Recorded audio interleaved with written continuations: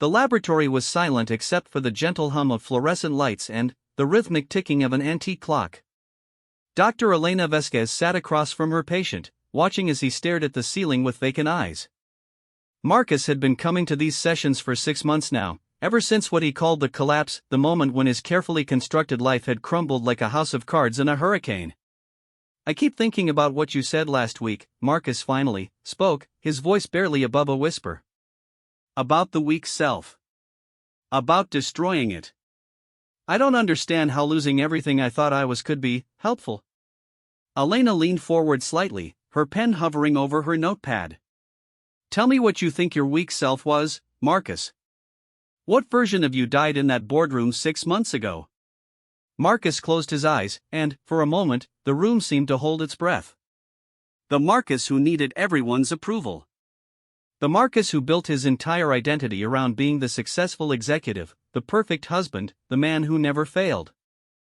The Marcus who was so terrified of being seen as weak that he became actually weak.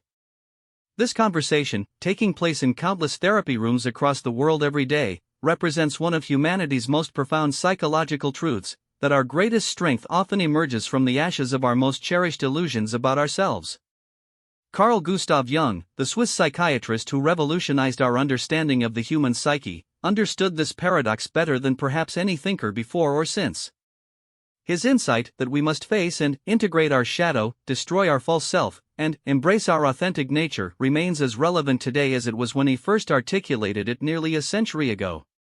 The journey from psychological fragmentation to wholeness is not a comfortable one. It requires us to confront everything we've been taught to avoid, to question every assumption we've made about who we are and who we should be.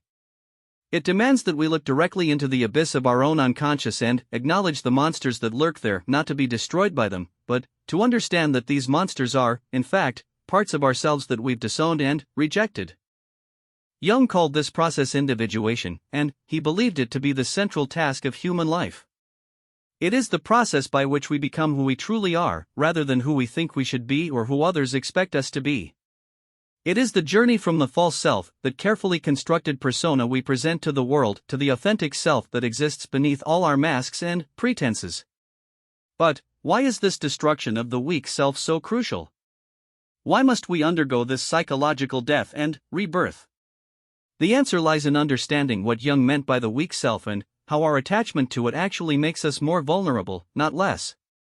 The weak self is not the self that acknowledges its limitations or admits its fears. Paradoxically, the weak self is often the one that appears strongest to the outside world. It is the self that cannot tolerate criticism, that crumbles at the first sign of failure, that depends entirely on external validation for its sense of worth. The weak self is rigid, brittle, and ultimately unsustainable because it is built on a foundation of denial and self-deception. Marcus had spent 35 years building such a self. From childhood, he had learned that love and acceptance came with conditions. His parents, well-meaning but emotionally distant, had praised him when he succeeded and withdrawn when he failed. His teachers had rewarded conformity and punished creativity. His peers had accepted him when he fit in and rejected him when he stood out. Gradually, unconsciously, Marcus had constructed a false self that could navigate this conditional world, a self that never failed, never showed weakness, never revealed doubt or uncertainty. This false self had served him well for decades. It had gotten him through school, launched his career, attracted his wife, earned him respect and admiration from colleagues and friends. But it had also cut him off from his own authentic emotions, desires, and needs. It had made him a stranger to himself, living a life that looked successful from the outside but felt hollow and meaningless from within. The collapse came, as such collapses often do, suddenly, and without warning. Marcus had been working on the biggest deal of his career when a junior analyst discovered a critical error in his calculations. The error wasn't malicious or even particularly significant in the grand scheme of things, but it was enough to derail the deal and cost his firm millions of dollars. More importantly, it shattered the image of infallibility that Marcus had spent his entire adult life constructing. In that boardroom, faced with the disappointed faces of his colleagues and the cold fury of his supervisors, Marcus experienced what Jung would have recognized as a confrontation with the shadow, those aspects of ourselves that we've repressed or denied. The shadow contained all the parts of Marcus that his false self couldn't acknowledge: his capacity for error, his deep-seated insecurities, his fear of abandonment, his rage at the impossible standards he'd set for himself. For most of his life, Marcus had projected these shadow qualities onto others. Incompetent people were weak. Emotional people were unstable. People who made mistakes were careless or lazy. By maintaining a rigid boundary between himself and these lesser qualities, Marcus had preserved his false self, but at enormous psychological cost. The thing is, Marcus continued in that therapy room, his eyes now open and focused on Elena. I always knew I was a fraud. Deep down, I knew that I was just pretending to be this competent, confident person. I was always waiting for someone to figure it out, to expose me. And, when it finally happened, it was almost a relief. This admission represents a crucial moment in the individuation process. The false self maintains its coherence through constant vigilance, endless self-monitoring, and the exhausting work of managing impressions. When it finally collapses, there is often a sense of relief beneath the terror and grief. The mask can finally come off. But the destruction of the false self is only the beginning of the journey. What follows is the much more difficult work of discovering who we actually are beneath all our projections and pretenses. This process requires us to develop what Jung called the transcendent function, the ability to hold the tension between opposing forces within ourselves without collapsing into one extreme or the other. Dr. Elena Vasquez had seen this process unfold countless times in her practice. Trained in Jungian analysis, she understood that her role was not to fix Marcus or to help him reconstruct a new and improved false self. Instead, her job was to create a safe container in which Marcus could explore the depths of his own psyche and gradually learn to integrate the disparate parts of his personality into a more cohesive and authentic whole. "Let's talk about anger," Elena said during one of their sessions several weeks later. "You mentioned that you never allowed yourself to feel angry, even when you had every right to be." Marcus shifted uncomfortably in his chair. Anger was dangerous. Growing up, when my father got angry, things got broken. People got hurt. I decided very early on that I would never be like that. "So you split off your anger and projected it onto others," Elena observed. "You could see it clearly in other people, your difficult colleagues, your unstable relatives, but you couldn't acknowledge it in yourself." Exactly. And the thing is, it made me weak. When people treated me badly, when they took advantage of me, when they crossed boundaries, I couldn't respond appropriately because I had disowned my own capacity for righteous anger. I just absorbed it all and smiled and pretended everything was fine. This conversation illustrates one of Jung's most profound insights, that we cannot eliminate aspects of our personality by denying them. What we resist persists, and what we repress inevitably returns in disguised forms.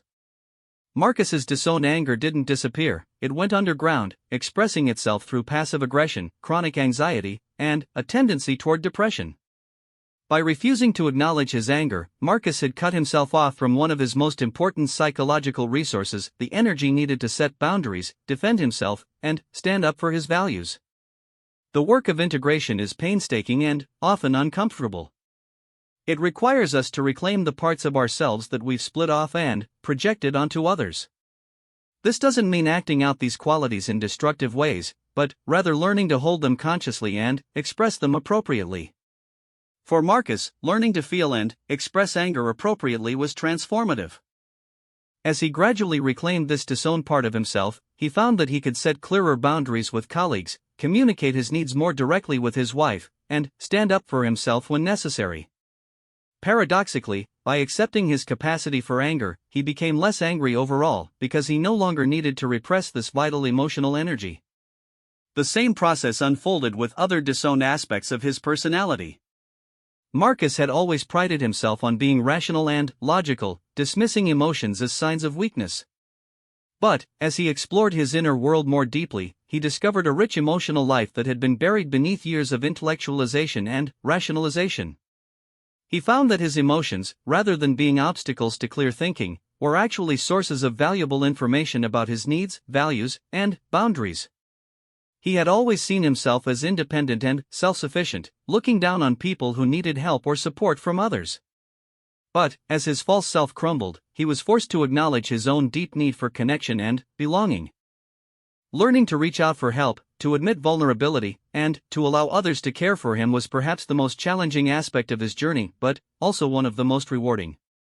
As Marcus integrated these previously disowned parts of himself, something remarkable happened. He became more resilient, not less. By acknowledging his capacity for error, he became less afraid of making mistakes and more willing to take creative risks. By accepting his emotional nature, he became more empathetic and better able to connect with others. By embracing his need for support, he built stronger relationships and a more robust social network. This is what Jung meant when he spoke about the transformation that occurs through individuation. The person who emerges from this process is not perfect or invulnerable. Indeed, they are often more aware of their limitations and more accepting of their flaws than they were before. But they are also more authentic, more integrated, and ultimately more resilient because their strength is no longer dependent on maintaining an impossible facade. The laboratory clock continued its steady ticking as months passed and Marcus's therapy progressed. Elena watched as her patient gradually transformed from a brittle, anxiety-ridden executive into a more grounded and authentic human being. The process wasn't linear, there were setbacks and regressions, moments of doubt and despair. But, slowly, steadily, Marcus was becoming more himself. "I've been thinking about what it means to be strong," Marcus said during one of their sessions nearly a year after beginning therapy. "I used to think strength meant never showing weakness, never making mistakes, never needing help. But that kind of strength is actually brittle. It breaks under pressure because it's built on denial." Elena nodded. "And what do you think real strength is?" "Real strength is flexible. It's being able to bend without breaking. It's knowing your limits and working within them instead of pretending they don't exist. It's being able to ask for help when you need it and to offer help when others need it. It's being able to make mistakes and learn from them instead of being destroyed by them." This insight captures the essence of what Jung meant when he wrote about the necessity of destroying the weak self. The false self, no matter how successful it may appear, is ultimately weak because it is rigid and defensive.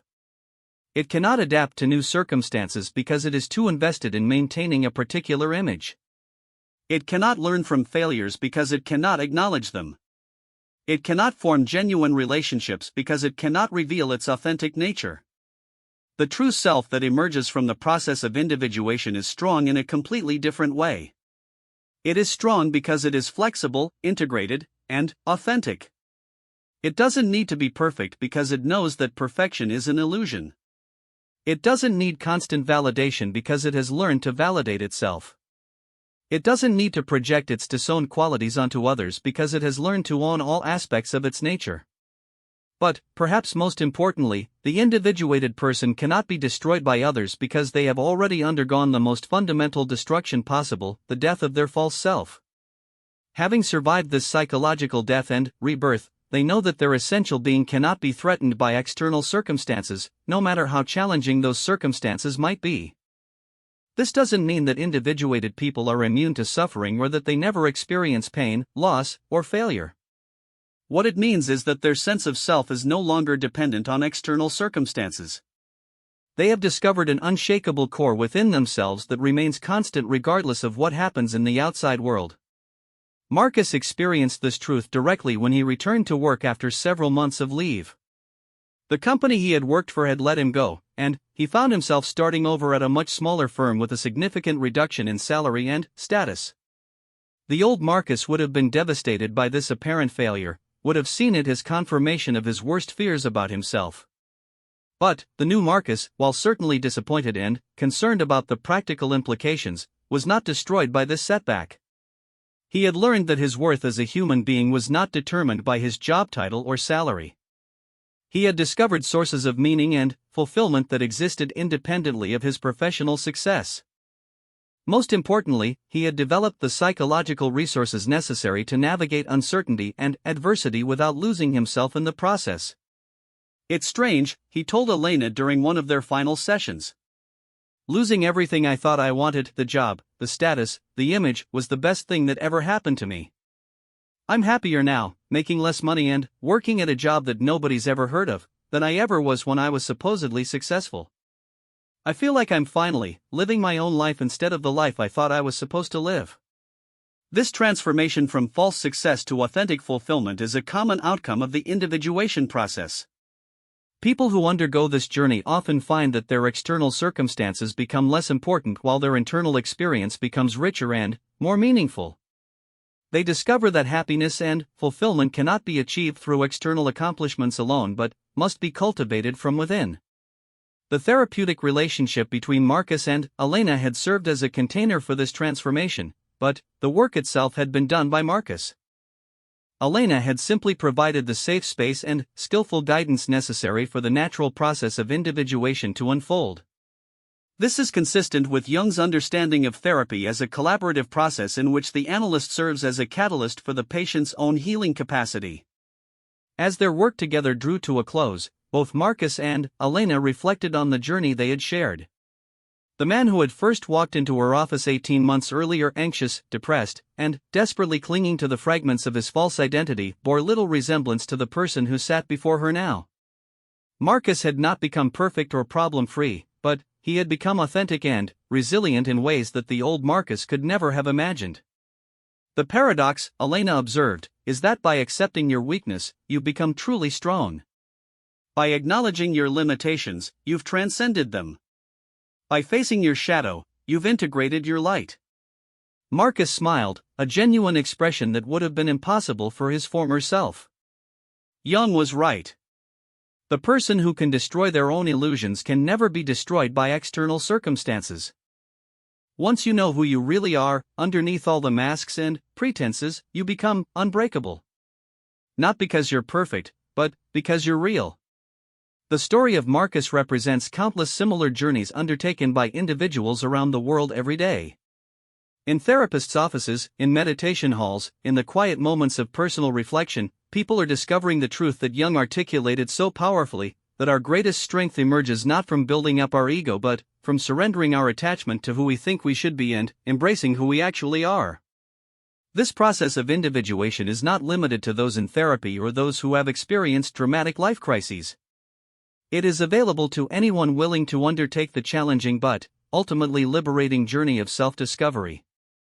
The call to individuation comes to us in many forms, through creative blocks that force us to confront our authentic voice, through relationship conflicts that reveal our projections and blind spots, through career dissatisfaction that highlights the gap between our true calling and our conditioned choices, through spiritual crises that shatter our inherited beliefs and demand a more personal relationship with the sacred. Dr. Sarah Chen, a professor of psychology at a prestigious university, had spent her entire career studying human motivation and behavior. She had published dozens of papers, earned tenure, and established herself as an expert in her field. Yet at 45, she found herself sitting in her office late one evening, staring at her computer screen and feeling utterly empty. The research that had once excited her now felt mechanical and meaningless. The papers she published seemed to make no real difference in the world. The students she taught appeared more interested in getting good grades than in genuine learning. The academic conferences she attended had become exercises in intellectual posturing rather than genuine dialogue about important questions. Sarah's crisis was different from Marcus's but equally profound. Where Marcus had built his false self around external success and approval, Sarah had constructed hers around intellectual achievement and professional recognition. She had always been the smart one, the one with all the answers, the one who could analyze and understand complex problems that others couldn't grasp. This identity had served her well throughout her education and early career, but now it felt like a prison. "I don't know who I am if I'm not the brilliant professor," she confided to her longtime friend and colleague, Dr. Michael Torres, over coffee one afternoon. "My whole sense of self is built around being intellectually superior to others. But, lately, I feel like all my knowledge is just dead information. It doesn't connect to anything real or meaningful." Michael, who had known Sarah since graduate school, had watched her struggle with increasing dissatisfaction for years. "Maybe that's the point," he said gently. "Maybe you need to not know who you are for a while. Maybe your certainty about your identity is what's keeping you stuck. This conversation marked the beginning of Sarah's own individuation journey. Like Marcus, she would need to confront the ways in which her false self had both served and limited her. The brilliant, analytical professor was not entirely false. Sarah genuinely was intelligent and intellectually gifted. But she had used these qualities to construct a narrow identity that excluded other important aspects of her nature. Sarah had always dismissed emotions as irrational and unreliable. She had prided herself on her objectivity and logical thinking, looking down on colleagues who seemed to be driven by passion or intuition rather than pure reason.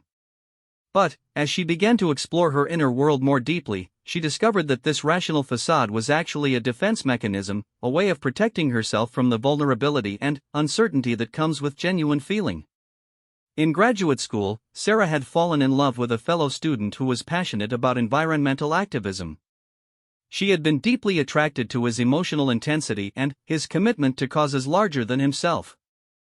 But she had also been terrified by these qualities, which represented everything she had learned to distrust about human nature. When their relationship ended, she had vowed never again to let emotions cloud her judgment or compromise her intellectual clarity. For 20 years, Sarah had kept this vow. She had approached relationships, career decisions, and even creative pursuits with a cool analytical detachment that protected her from disappointment but also cut her off from joy, passion, and genuine connection. She had become an expert at understanding human behavior in the abstract while remaining a stranger to her own emotional life. The process of reclaiming her disowned emotions was more difficult for Sarah than it had been for Marcus because her intellectual gifts made it easy for her to analyze and understand her feelings without actually experiencing them. She could explain the psychology behind her emotional patterns, identify their developmental origins, and even predict how they might manifest in different situations. But understanding and experiencing are two very different things. Sarah's breakthrough came during a weekend retreat focused on creative expression. She had signed up reluctantly, partly out of curiosity and partly because she felt her life needed some kind of disruption. The retreat involved various artistic activities, painting, dancing, music, that were completely outside Sarah's comfort zone. During a session focused on intuitive painting, Sarah found herself standing in front of a blank canvas with no idea what to create.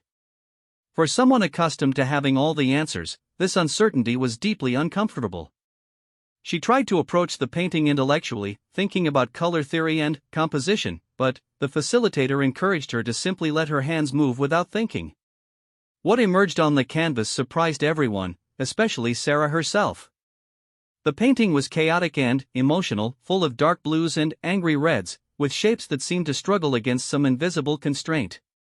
As she worked, Sarah found herself crying, not the controlled, analytical tears of someone examining their emotions, but the raw, unfiltered tears of someone finally allowing themselves to feel.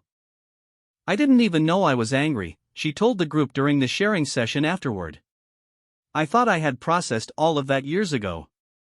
But I've been carrying this rage around for decades, rage at having to choose between being smart and being real, rage at a world that rewards intellectual performance over authentic expression, rage at myself for buying into it all." This moment of emotional breakthrough was the beginning of a profound transformation for Sarah. As she gradually allowed herself to feel more deeply, her intellectual work began to change as well. Instead of conducting research that was analytically rigorous but emotionally sterile, she found herself drawn to questions that mattered to her personally. Her teaching became more passionate and engaging. Her relationships deepened as she became more willing to be vulnerable and authentic with others. But, perhaps most importantly, Sarah discovered that integrating her emotional nature didn't make her less intelligent or less rational. Instead, it made her wisdom more complete and her insights more profound. She found that her emotions provided valuable information that pure logic couldn't access, and that her intuition often led her to creative solutions that analytical thinking alone could never have reached. The false dichotomy between thinking and feeling, between rationality and emotion, is one of many such splits that characterize the unindividuated personality. Jung understood that psychological health requires the integration of all aspects of our nature, not the dominance of one function over others. The person who identifies entirely with thinking must reclaim their feeling nature. The person who identifies entirely with sensation must develop their intuitive capacities. The person who identifies entirely with extroversion must explore their introverted depths. This process of integration is not about achieving perfect balance. Jung never advocated for a bland, homogenized personality in which all functions are equally developed. Instead, it's about developing sufficient access to all aspects of our nature so that we can respond flexibly and appropriately to different situations. Sometimes we need our thinking function, sometimes we need our feeling function. Sometimes we need to be extrovert and engage with the outer world, sometimes we need to be introverted and turn inward for reflection and renewal. Sarah's journey illustrates another important aspect of the individuation process, the gradual shift from seeking external validation to developing internal authority. For most of her career, Sarah had measured her worth through external metrics, publications, citations, awards, recognition from peers. These achievements were real and meaningful, but they had become the sole source of her self-esteem, making her vulnerable to the inevitable fluctuations of professional success. As Sarah integrated more of her authentic nature, she found that her sense of self-worth became less dependent on external validation. She still cared about her work and wanted it to be good, but she no longer needed constant approval from others to feel valuable. This shift allowed her to take creative risks in her research and teaching that she wouldn't have dared to take when her entire identity was invested in being seen as brilliant and correct. 3 years after that pivotal conversation with Michael, Sarah found herself in a very different place. She had taken a sabbatical to work on a book that integrated scientific research with personal narrative and creative expression, a project that her former self would have dismissed as unprofessional and undisciplined. She had also begun teaching workshops that combined intellectual learning with experiential exercises, creating the kind of integrative educational experiences she wished had been available to her as a student. The strangest thing, she told Michael during one of their regular coffee meetings, is that I'm finally good at what I do. Not good in the sense of being recognized by others, though that's happening too, but good in the sense of feeling aligned with my authentic gifts. I spent so many years trying to be the perfect academic that I never discovered what kind of teacher and researcher I actually was. This alignment between authentic nature and life expression is one of the hallmarks of successful individuation. When we're living from our true self rather than our false self, our work feels less like work and more like a natural expression of who we are.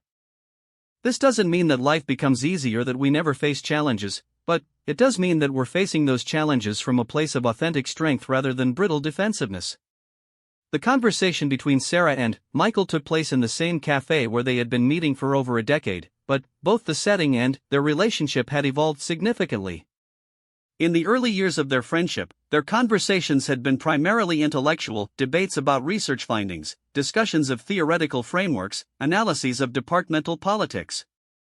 While these topics still came up, their interactions had become richer and more personal as both had undergone their own individuation processes.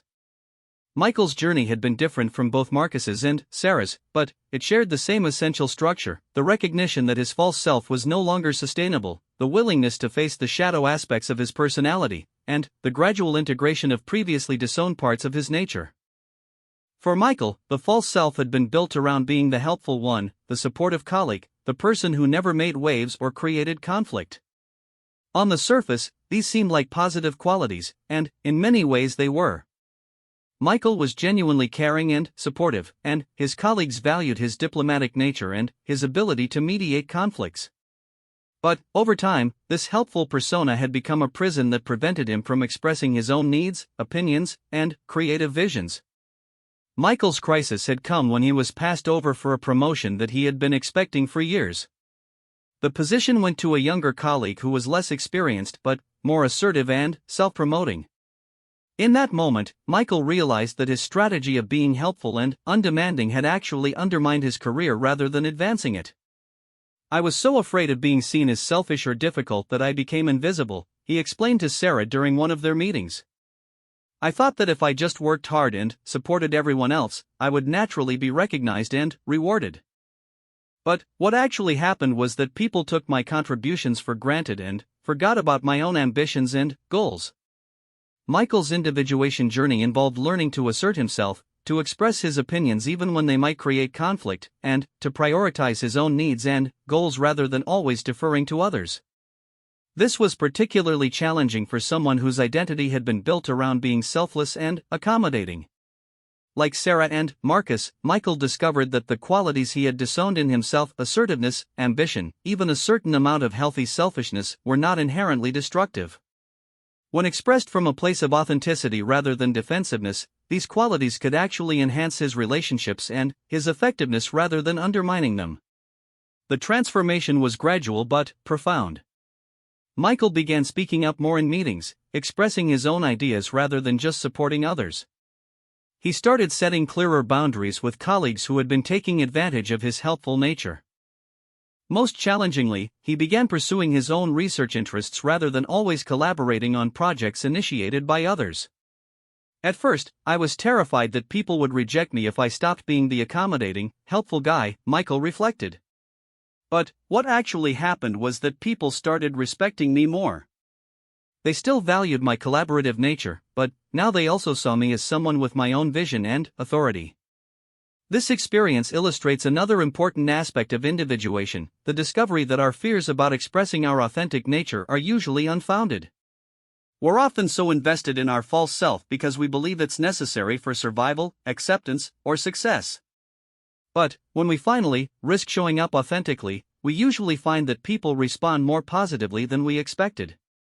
The three friends, Marcus, Sarah, and Michael, represent different types of false self and different paths to individuation, but their stories share common themes that reflect universal aspects of the human journey toward wholeness.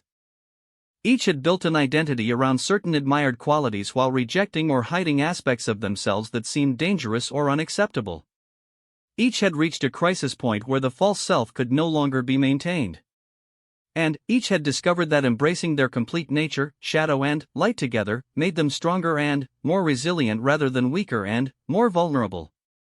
Their journeys also illustrate Jung's insight that individuation is not a purely individual process. While each person must do their own inner work, the presence of supportive relationships provides the container within which that work can safely unfold. Marcus had his therapeutic relationship with Elena, Sarah had her creative community and her friendship with Michael. Michael had his own support network of colleagues and friends who encouraged his authentic expression. The individuation process requires both solitude and relationship, both inner reflection and outer expression. We need time alone to explore our inner world and integrate our discoveries, but we also need relationships that can mirror our growth and provide feedback on our progress.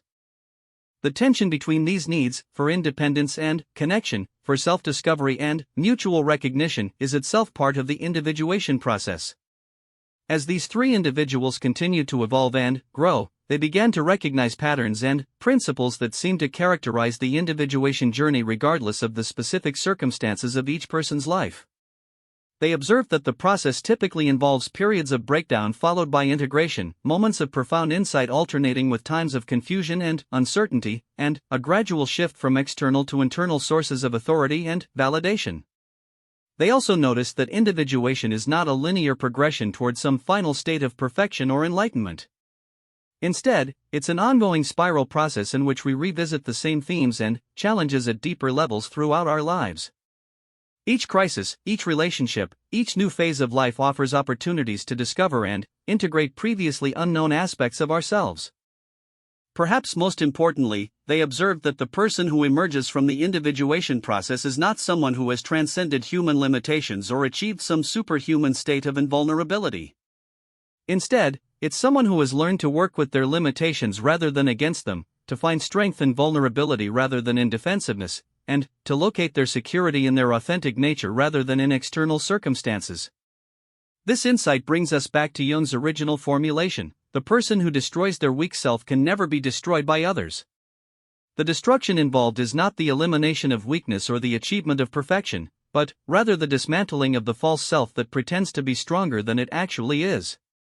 What remains after this destruction is not a superhuman being but a fully human one, someone who knows themselves completely and loves themselves authentically, shadows and all. The autumn leaves were falling outside the conference room windows as Dr. Elena Vasquez prepared for what would become one of the most significant presentations of her career. She had been invited to speak at the International Congress of Analytical Psychology, the premier gathering of Jungian analysts from around the world. Her topic was Contemporary Applications of Individuation Theory, Case Studies in Authentic Transformation. Elena's presentation would draw heavily on her work with patients like Marcus, but it would also explore broader questions about how Jung's insights could be applied to the challenges facing modern society. She had come to believe that the epidemic of anxiety, depression, and existential emptiness plaguing contemporary culture was largely a result of widespread false self-identification, people living inauthentic lives based on external expectations rather than inner truth. As she reviewed her notes one final time, Elena reflected on the patterns she had observed over 15 years of clinical practice. She had worked with CEOs and janitors, professors and artists, young adults and elderly retirees. Their circumstances varied dramatically, but their fundamental struggles were remarkably similar. Nearly all of them had constructed false identities based on what they thought was required for love, acceptance, or success. Nearly all of them had reached a point where these false identities could no longer be sustained. And nearly all of them had discovered, through the difficult process of individuation, that their authentic nature was far stronger and more resilient than their artificial personas. Ladies and gentlemen, Elena began as she stepped up to the podium. I want to start with a question that Jung himself might have asked. What if the crisis of meaning that characterizes our time is not a sign that something is wrong with our civilization, but rather a sign that something is finally going right? What if the widespread collapse of traditional identities and social roles is actually an invitation to undertake the individuation journey on a massive scale? The audience of seasoned analysts leaned forward with interest. Elena continued, for generations, human beings could rely on external structures, family traditions, religious institutions, social hierarchies to provide them with a sense of identity and purpose.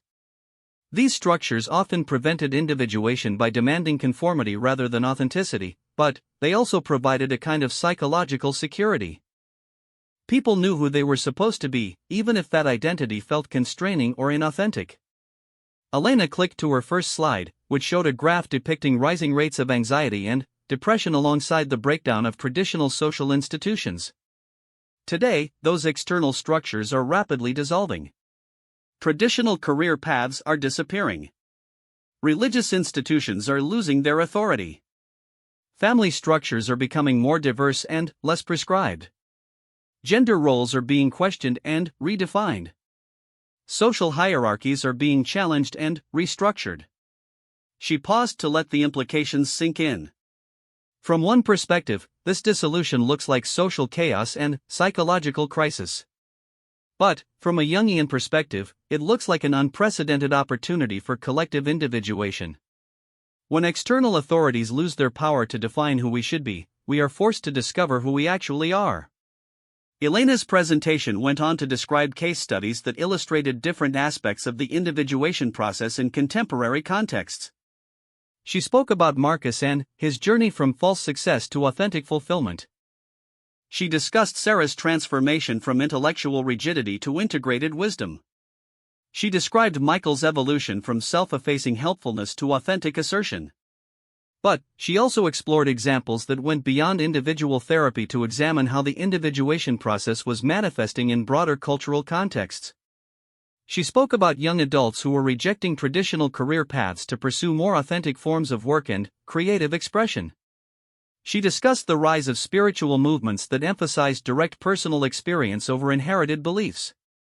She analyzed the emergence of new forms of relationship and community that prioritized authenticity over conventional social expectations. What we're witnessing, Elena argued, is not the collapse of civilization but its evolution.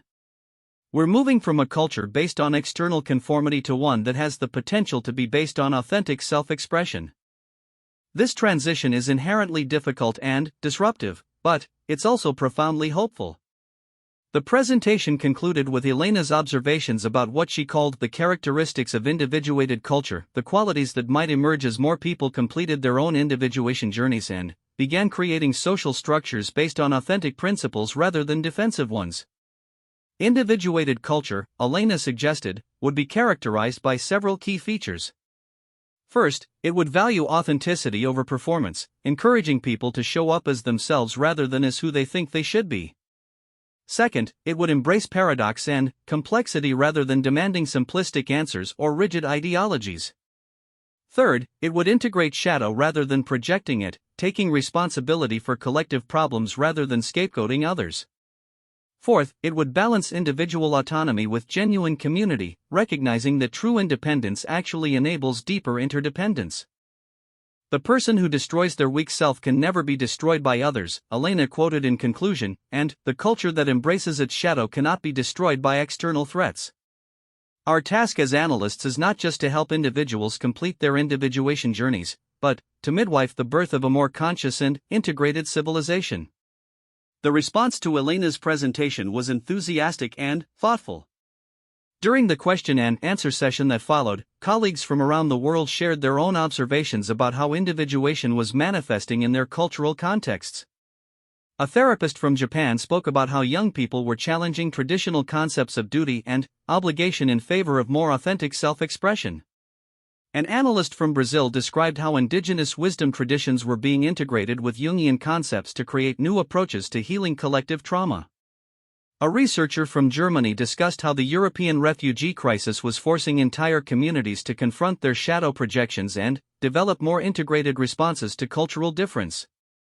These conversations reinforced Elena's conviction that individuation was not merely a personal psychological process but a necessary stage in human cultural evolution. Just as individuals must face their shadow and integrate their disowned parts in order to become whole, so too must communities, nations, and ultimately our species learn to own and integrate the aspects of human nature that we have historically projected onto others. The process is neither easy nor guaranteed to succeed. Collective individuation requires the same courage and commitment that individual individuation demands, and there are no shortcuts or easy solutions. But the alternative, continued reliance on false collective identities based on projection, scapegoating, and denial, is ultimately unsustainable in an interconnected world where the consequences of unconsciousness have become global in scope. Following the conference, Elena found herself reflecting on how her own individuation journey had prepared her for this expanded understanding of Jung's work. Like her patients, she had once constructed a false professional identity based on having all the answers and being able to fix other people's problems. Her own shadow work had involved acknowledging her limitations, embracing uncertainty, and learning to be fully present with suffering rather than trying to eliminate it. This personal journey had transformed her clinical work in profound ways. Instead of trying to cure her patients or solve their problems, she had learned to create a container in which their own healing wisdom could emerge.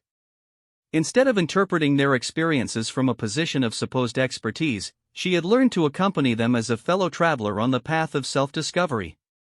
Instead of maintaining professional distance, she had learned to be authentically present while maintaining appropriate boundaries. These shifts in her therapeutic approach reflected broader changes in how she understood the nature of healing and transformation. She had come to see that lasting change could not be imposed from the outside but had to emerge from within. This insight applied not only to individual therapy but to all forms of social and cultural change. Real transformation, whether personal or collective, requires an integration of opposites rather than the victory of one side over another. The goal is not to eliminate the ego in favor of the unconscious, or to abolish tradition in favor of innovation, or to replace structure with freedom. Instead, the goal is to create a dynamic balance that includes and transcends both poles of any given dichotomy.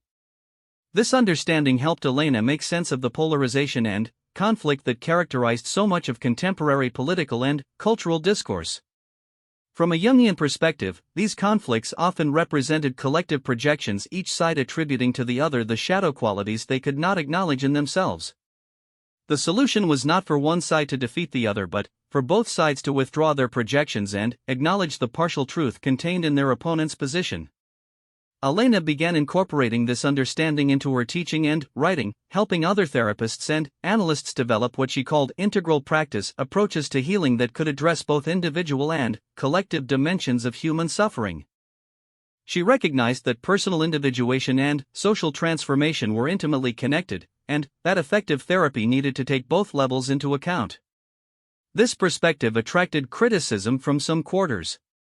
Traditional analysts worried that she was politicizing what should remain a purely psychological process. Social activists questioned whether focusing on individual transformation was a distraction from the urgent need for structural change.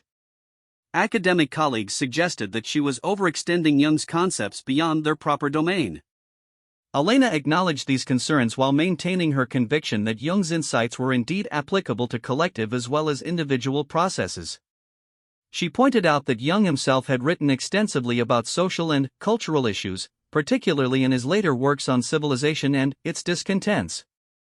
She also noted that the artificial separation between personal and political, individual and collective, was itself a form of splitting that needed to be healed. The question, Elena often said in response to her critics, is not whether Jung's ideas apply to social and political issues, but how we can apply them wisely and skillfully. The individuation process does not occur in a social vacuum, and social transformation cannot happen without individual consciousness. We need approaches that can address both levels simultaneously. Elena's work began attracting attention from fields beyond psychology and psychotherapy. Political scientists became interested in her ideas about collective shadow projection and how it might be addressed. Organizational consultants wanted to understand how individuation principles could be applied to corporate culture and leadership development. Educators explored how schools might foster authentic development rather than merely preparing students for standardized tests and predetermined career paths. This interdisciplinary interest reflected a growing recognition that the fragmentation and specialization that had characterized modern knowledge was itself a form of false self-construction, a way of avoiding the complexity and uncertainty inherent in addressing real-world problems holistically. Just as individual healing required the integration of split-off parts of the personality, so too did effective problem-solving require the integration of insights from multiple disciplines and perspectives. Elena found herself at the center of conversations about what some scholars were beginning to call integral theory, approaches to understanding human development that could address individual, cultural, social, and spiritual dimensions simultaneously. These conversations brought her into contact with thinkers from diverse fields who were grappling with similar questions about how to foster authentic development in an increasingly complex and interconnected world. One particularly meaningful collaboration emerged with Dr. David Prescott, an organizational consultant who had been applying Jungian principles to leadership development and corporate culture change. David's work focused on helping executives and managers undergo their own individuation processes as a foundation for creating more conscious and effective organizations. The problem with most leadership development, David explained during one of their conversations, is that it focuses on building up the ego rather than examining and integrating the shadow. We teach people techniques for being more persuasive, more decisive, more strategic, but we don't help them understand their unconscious motivations or deal with their unresolved psychological issues. David's approach was radically different. He worked with leaders to identify their false self patterns and explore how these patterns affected their decision-making, their relationships with colleagues, and their ability to respond effectively to complex challenges. He helped them recognize their shadow projections and withdraw them, leading to more realistic assessments of both opportunities and threats. When a leader can own their shadow instead of projecting it onto competitors, subordinates, or external circumstances, David observed, they become much more effective at solving problems and building collaborative relationships. They stop wasting energy on defensive strategies and start focusing on creative solutions. Elena was fascinated by David's examples of how individual individuation could transform entire organizational cultures. He described a CEO who had built his career on being the tough, decisive leader but who learned to integrate his more collaborative and intuitive qualities, leading to dramatically improved employee engagement and innovation. He spoke about a management team that had been paralyzed by internal conflicts until they learned to recognize and address their collective shadow projections, enabling them to work together effectively for the first time in years. These organizational applications of individuation theory suggested possibilities for addressing some of the most pressing challenges facing contemporary society. If the same principles that enabled individual psychological healing could be applied to groups, institutions, and even entire cultures, there might be hope for developing more conscious and effective responses to problems like climate change, economic inequality, and social conflict. But Elena also recognized the dangers of oversimplifying or universalizing Jung's insights. The individuation process was inherently personal and could not be reduced to a formula or technique that could be mechanically applied to any situation. Each person's journey was unique, and each cultural context presented its own specific challenges and opportunities.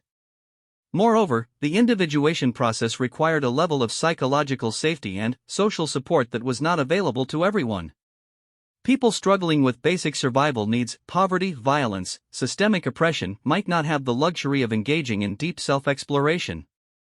Elena became increasingly aware that creating conditions for widespread individuation would require addressing structural inequalities and social injustices as well as promoting individual consciousness.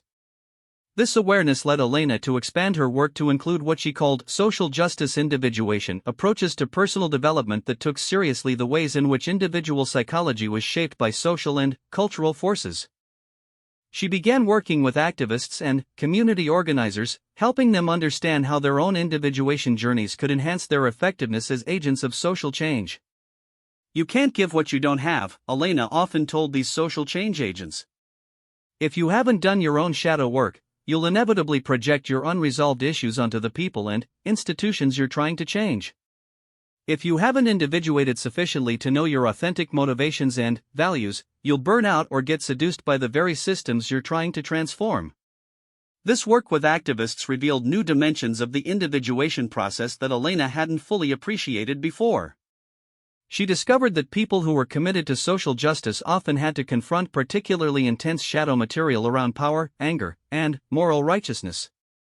They had to learn to distinguish between authentic passion for justice and unconscious needs for moral superiority or control over others. Many activists, Elena observed, had constructed false identities around being the good person who fights against injustice, while projecting all their own capacity for selfishness, prejudice, and cruelty onto their opponents. This splitting made them less effective as change agents because it prevented them from understanding the psychological dynamics that maintained the very systems they were trying to transform.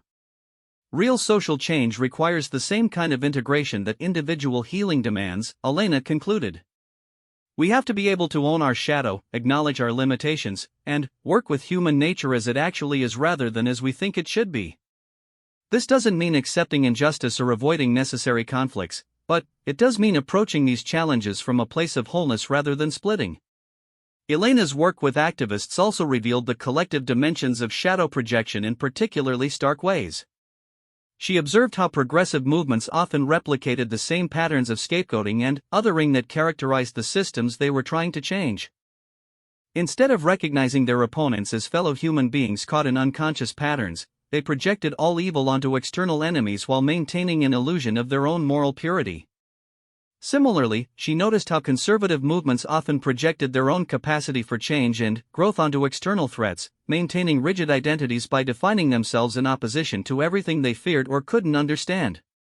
Both sides were caught in the same fundamental pattern, using projection and splitting to maintain false self-coherence while avoiding the difficult work of genuine integration.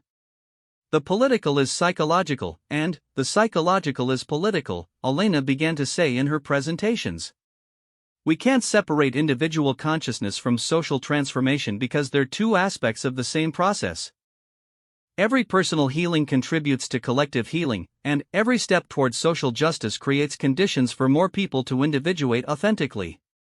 This understanding led Elena to develop what she called integral activism approaches to social change that combined inner work with outer action, psychological insight with political strategy, spiritual practice with practical engagement. She began offering workshops that brought together therapists and activists, contemplatives and community organizers, researchers and practitioners.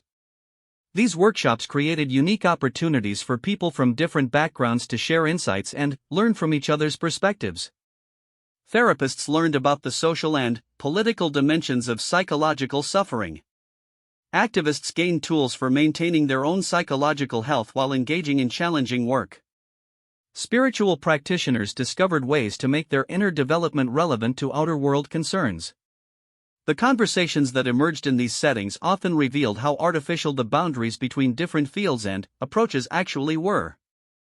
Questions about individual healing naturally led to discussions about social conditions that supported or hindered authentic development. Explorations of political strategy inevitably encountered psychological dynamics around power, conflict, and change.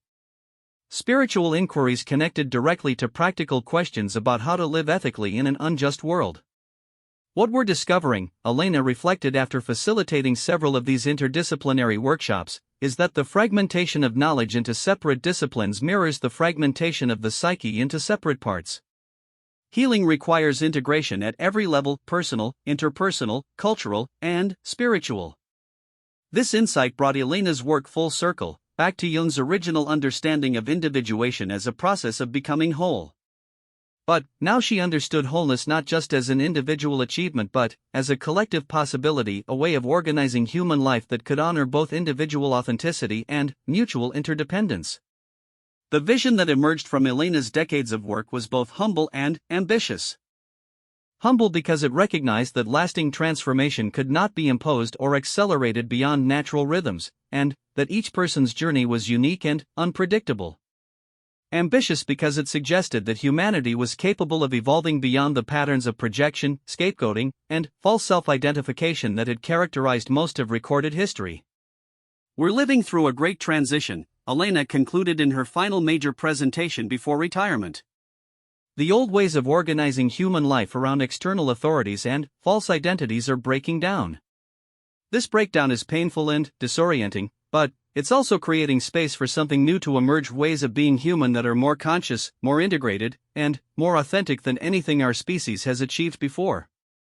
Elena paused, looking out at an audience that included many of the colleagues who had shared this journey with her over the years.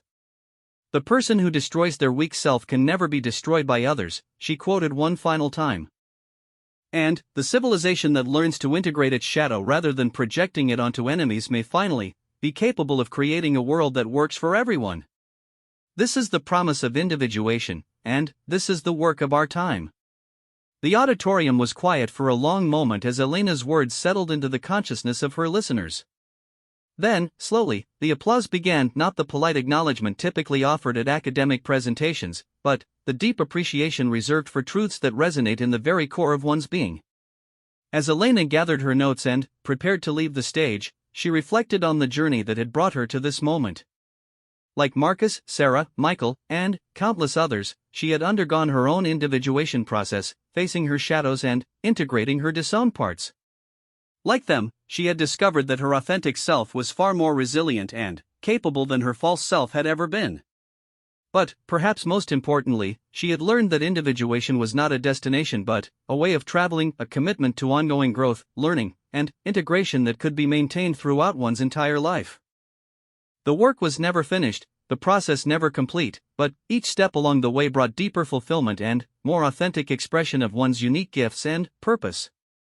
Standing at the threshold between her professional career and the next phase of her journey, Elena felt a deep sense of gratitude for the opportunity to have participated in this great work of human transformation.